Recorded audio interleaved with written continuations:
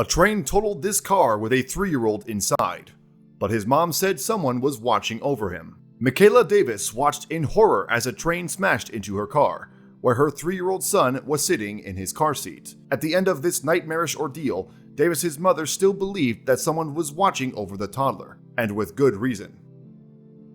Before we begin, make sure you smash that like button, subscribe to our channel, and click the notification bell for more amazing videos.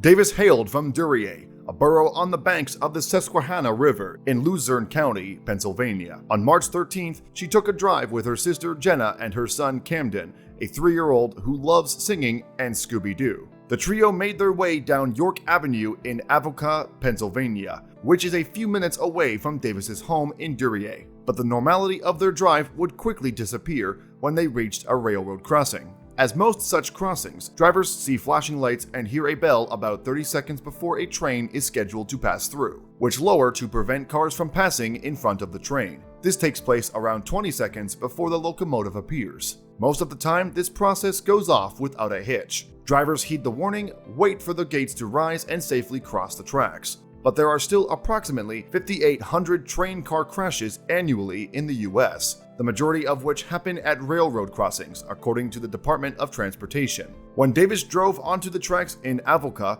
she could not have known that she would soon become part of this statistic. But Davis quickly realized that she, her sister, and her son were in danger. Something was wrong with the crossing's gate. Once the vehicle was on the tracks, the gate in front of her closed, which meant that a train was on its way. Davis's sister Jenna later told Fox 31, "I said back up, reverse." She reversed, but the car was stuck. That's because the back gate was already down, according to Jenna. "We bumped it a little bit," she added, "and I said, we need to get out right now."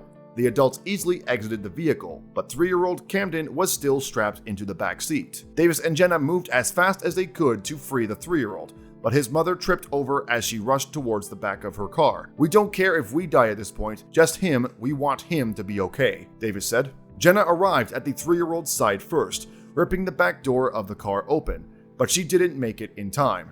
The train smashed into Davis's car with the door wide open and her son still inside. "I blacked out," Davis recalled. "You really do black out. All I remember is trying to get him out, and when the train took the car, I blacked out. I blacked out completely. I'm thinking, my son is dead." When Davis refocused on the scene in front of her, she still felt nothing but fear. She didn't want to look at her car and see the aftermath of the crash. "I thought the car was going to be on fire or something, and my 3-year-old is in there," she admitted. So it was Davis's sister who made the first move, and she didn't find a burning vehicle. "My sister said, 'He's crying, go get him,'" Davis recalled, "and I saw him alive. I was just so happy. I was so happy." To Jenna, her nephew's unanticipated tears were the best sound in the world. "We didn't expect to hear him cry," she said.